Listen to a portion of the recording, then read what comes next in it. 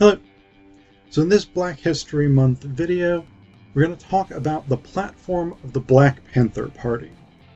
Now, as I think is probably the case with most white Americans raised in school systems with predominantly white-authored history textbooks and things like this, my earliest impressions of the Black Panther Party was as sort of criminals and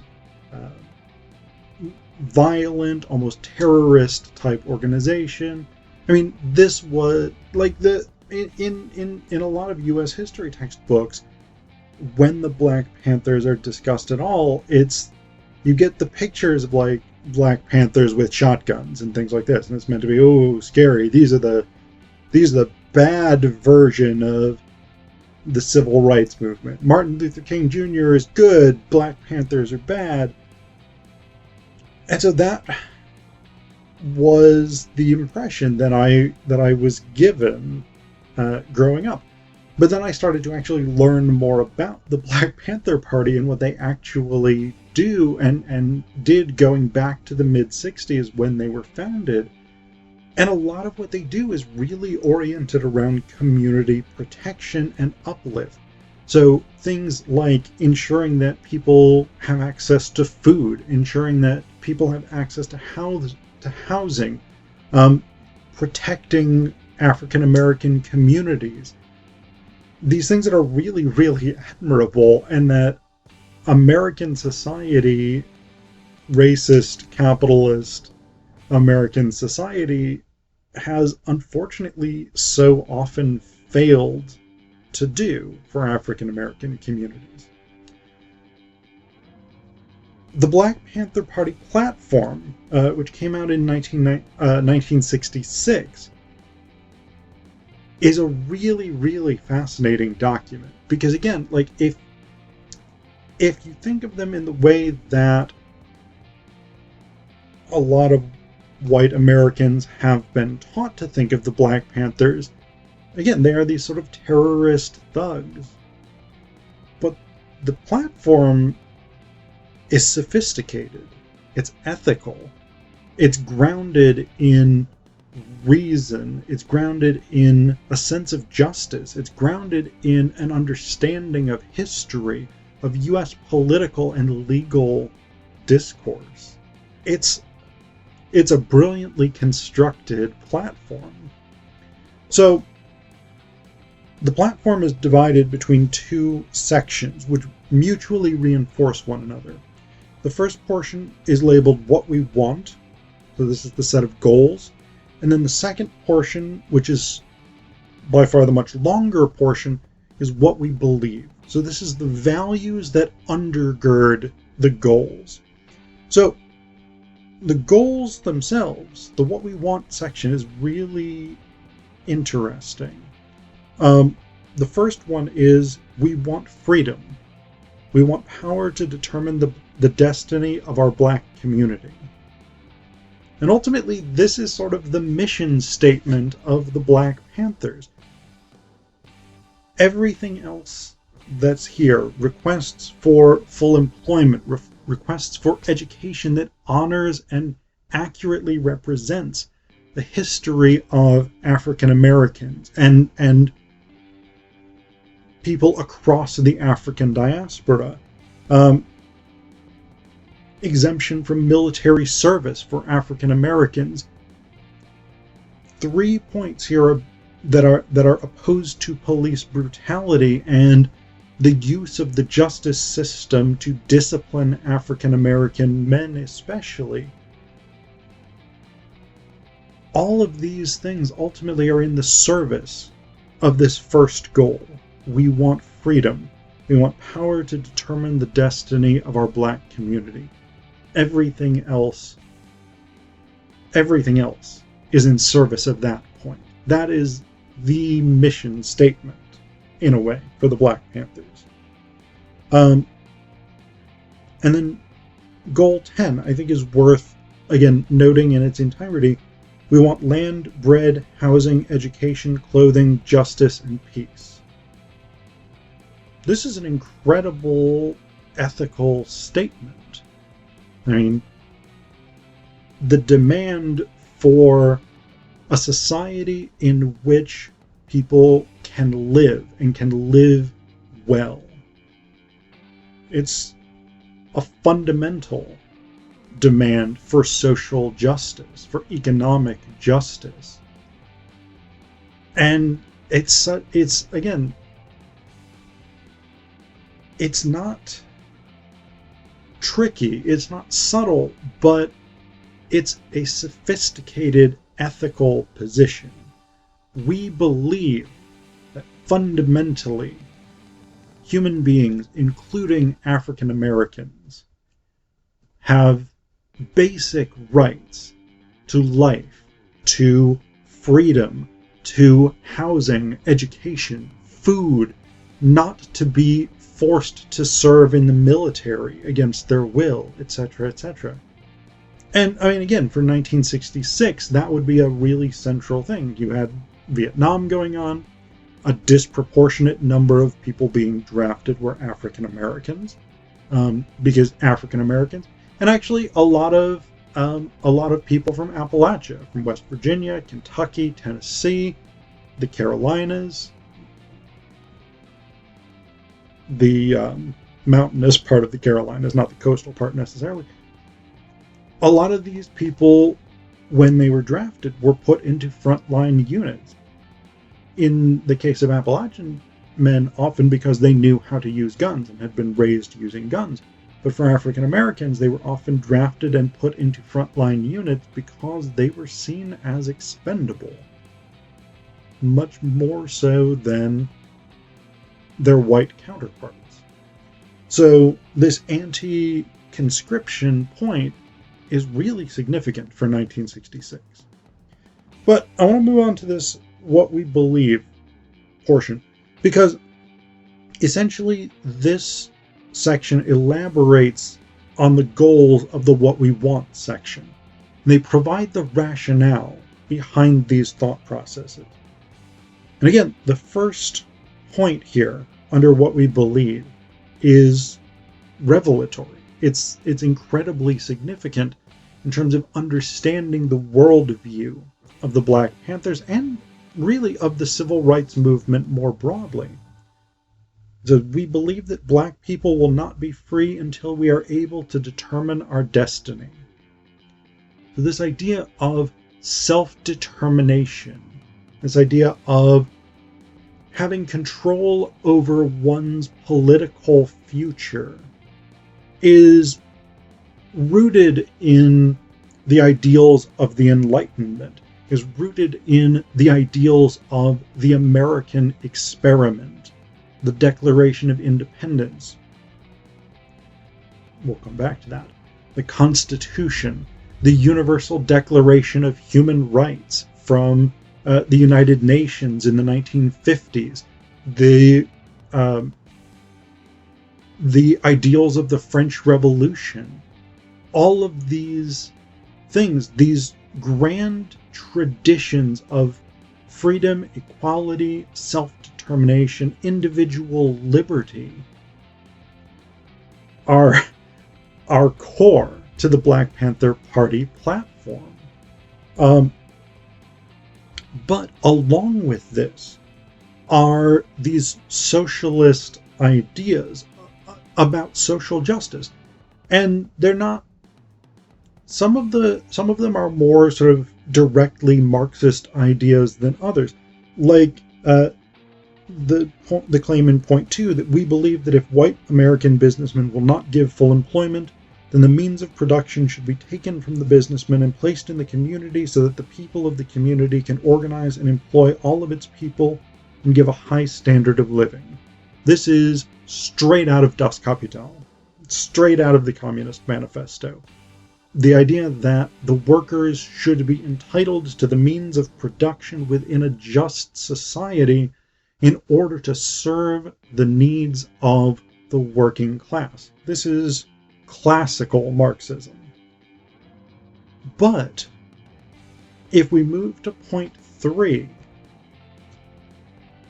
this idea of social justice, economic justice, and of reparations is actually rooted in the American tradition as well, because point 3 says essentially that the Black Panthers demand reparations in the form of currency, preferably, because in the 1860s, freed slaves were promised 40 acres and 2 mules. And for many freed slaves, that was never paid.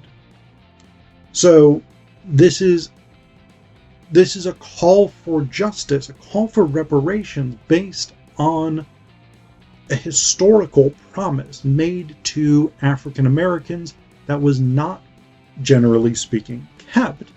And because it was not kept, because African Americans were freed from slavery and their labor as slaves was never compensated, that continues today in 2022 to have economic impact on African American communities. Generational wealth, on average, among African Americans is significantly lower than generational wealth on average among white Americans. And that's just a fact. You can look that up.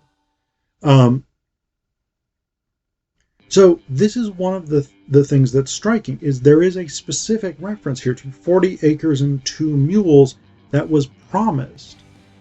So this is, again, a very sophisticated manifesto, the Black Panther platform, in part because it's rooted in a sophisticated understanding of American history that does not erase the African American experience, which in the 1960s, almost all histories, written histories, did erase the African American experience. So that's worth noting. I particularly like point 5 because it says, we believe in an educational system that will give to our people a knowledge of self.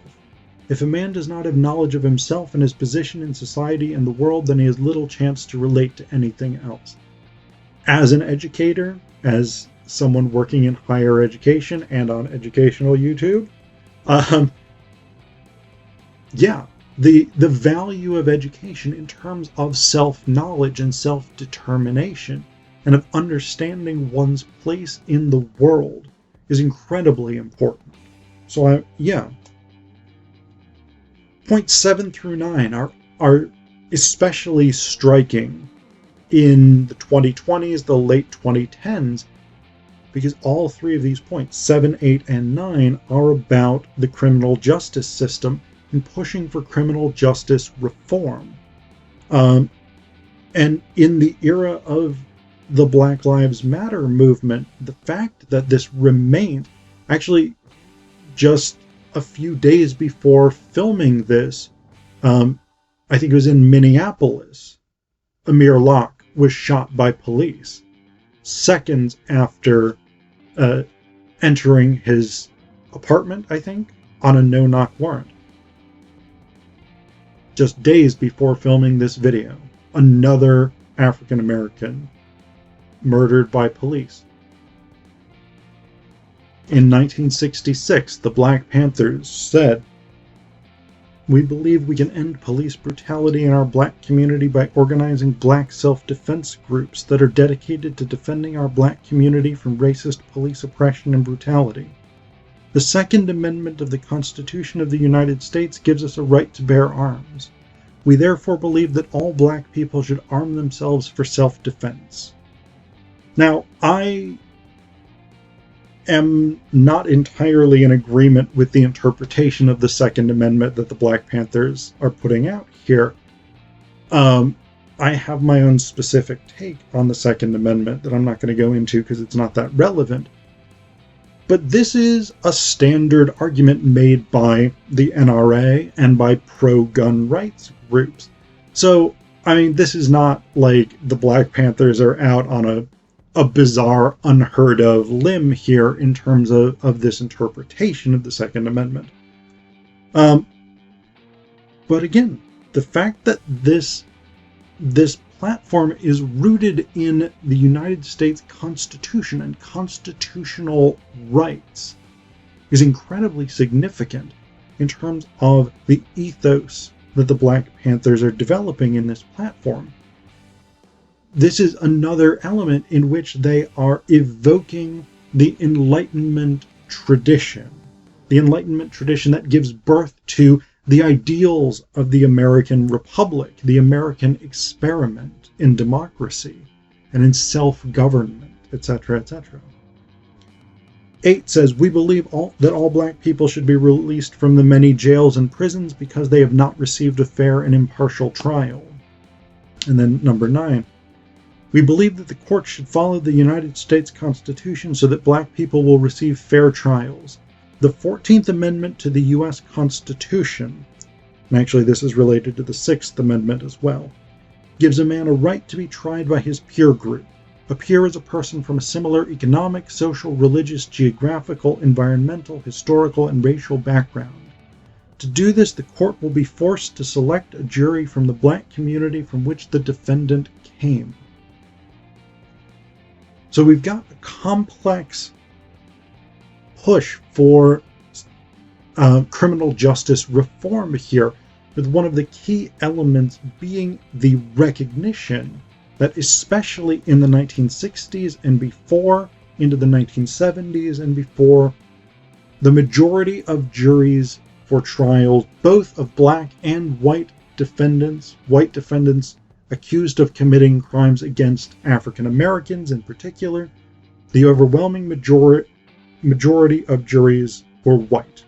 And white juries consistently found against African Americans, even on the most flimsy evidence possible.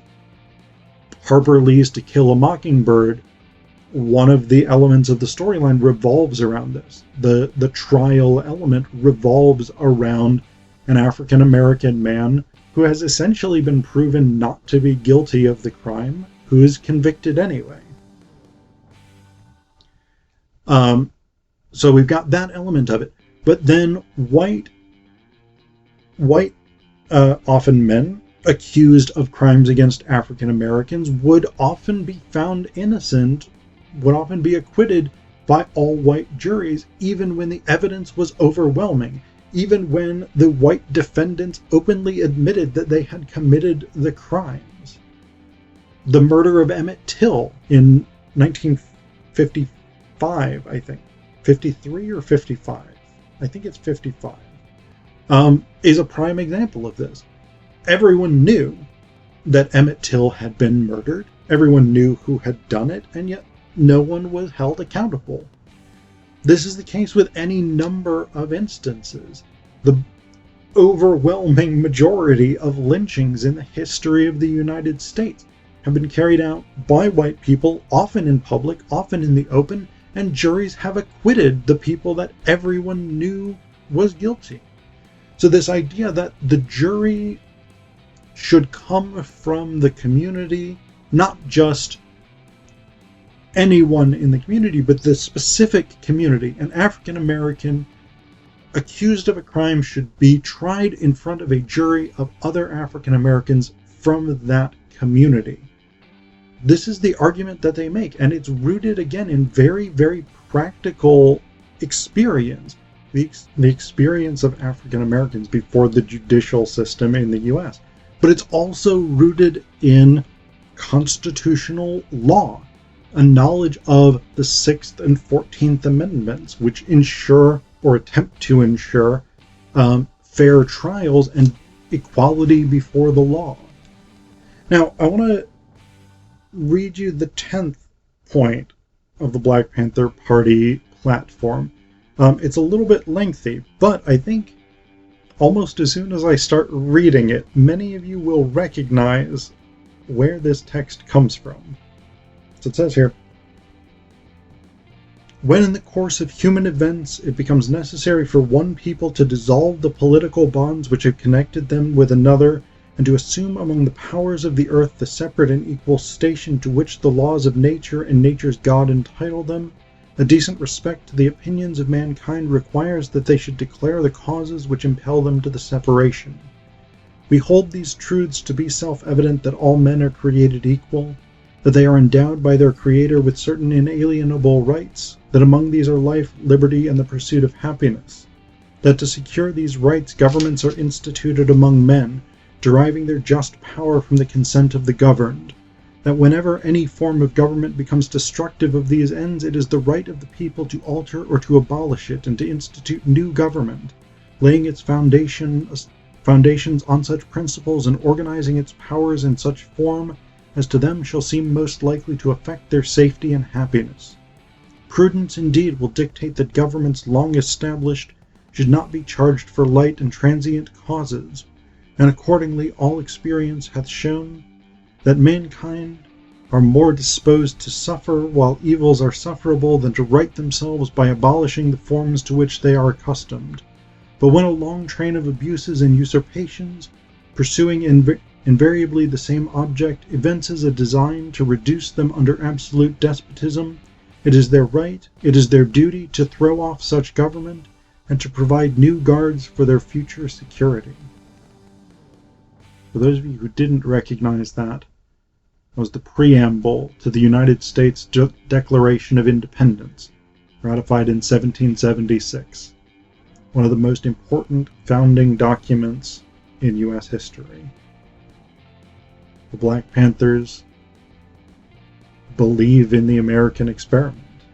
They believe in the Enlightenment ideals of freedom, justice, self-determination, consent of the governed.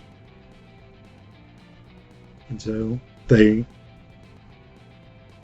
use America's own founding documents as the basis for explaining their political philosophy.